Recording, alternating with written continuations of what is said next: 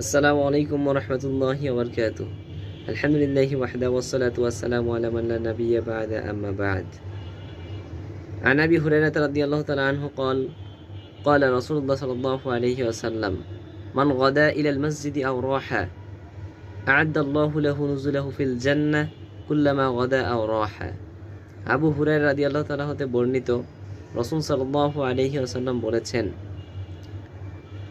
যে কেউ সকাল ও সন্ধ্যায় মসজিদে যায়, আল্লাহ তাআলা তার জন্য জান্নাতে অতিথি আপ্যায়ন প্রস্তুত করে রাখেন। কুল্লামা গদা আও রাহা, আর এটা প্রত্যেকবারের জন্য যখন সে সকাল ও সন্ধ্যা মসজিদে যায়। মুত্তাফাকুন আলাইহি, বুখারী ও মুসলিম। আসসালামু আলাইকুম ওয়া রাহমাতুল্লাহি ওয়া বারাকাতুহু। আলহামদুলিল্লাহি ওয়াহদাহু ওয়াসসালাতু ওয়াসসালামু আলা মান লা নাবিয়্যা বা'দা আম্মা বা'দ।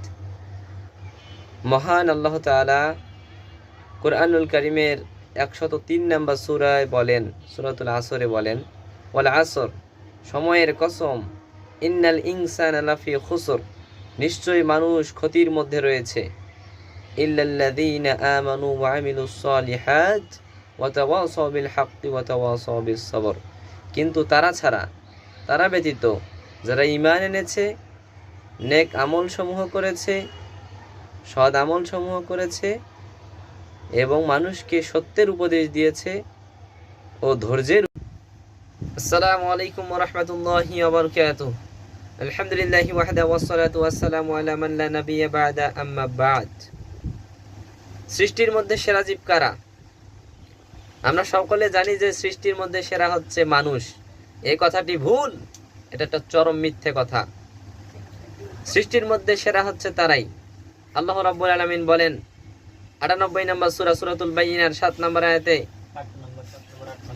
আল্লাহ বলেছেন, ইন্নাল্লাযীনা আমানু ওয়া আমিলুস সালিহাতি উলাইকা হুম খায়রুল বারিয়াহ, নিশ্চয় যারা ঈমান এনেছে, নিশ্চয় যারা আমলে সালেহ করে, সৎ আমল সমূহ করে, তারাই হচ্ছে। আসসালামু আলাইকুম ওয়া রাহমাতুল্লাহি ওয়া বারাকাতুহু। আলহামদুলিল্লাহি রাব্বিল আলামিন ওয়া আকিবাতুল লিল মুত্তাকিন ওয়াসসালাতু ওয়াসসালামু আলা সাইয়্যিদিল আমবিয়া ওয়াল মুরসালিন, আম্মা বা'দ।